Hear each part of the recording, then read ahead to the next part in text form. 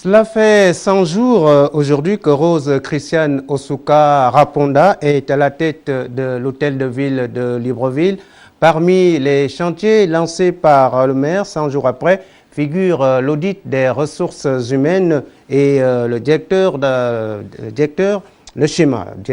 l'aménagement de la commune de Libreville. Le récit de Patrick Simangoy. Le bureau du conseil municipal prend officiellement ses fonctions à la municipalité de Libreville. Je mesure l'importance et l'étendue des responsabilités qui sont désormais les miennes et à celles de tout le bureau du conseil municipal. Ces responsabilités m'interpellent.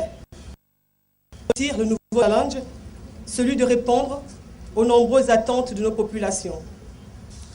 Pour atteindre cet objectif du développement local qui induit le développement national, votre administration devrait procéder à des mutations sans lesquelles elle risquerait de toujours faire l'objet de vives critiques. C'est dire que vous-même et vos adjoints devez prendre la dimension des charges qui vous sont confiées en faisant des sacrifices et en vous donnant au bien-être de vos concitoyens.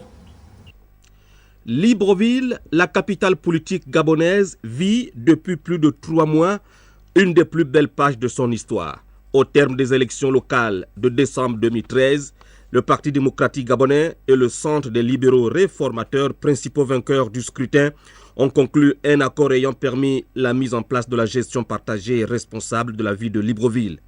Pour la première fois, le conseil municipal de la capitale politique est conduit par une femme, Rose Christiane Osuka Raponda, secondée par 6 maires adjoints.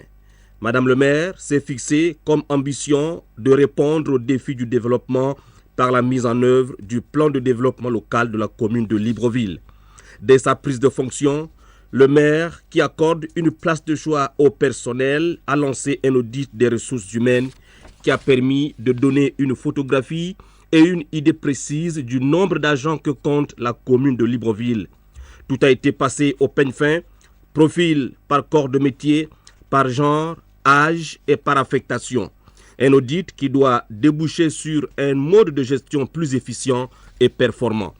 Les résultats du dit audit seront communiqués au terme du processus. Également lancé et conduit au cours des premiers 100 jours du maire Osuka Raponda, l'audit des finances publiques avec comme objectif mettre en exergue l'importante dette municipale estimée au 31 décembre 2013 à environ 54 milliards de francs CFA d'une part, et d'autre part, évaluer les ressources dont aura besoin la mairie de Libreville pour financer le plan de développement local de Libreville, projet de société sur la base duquel l'actuel conseil municipal a été élu.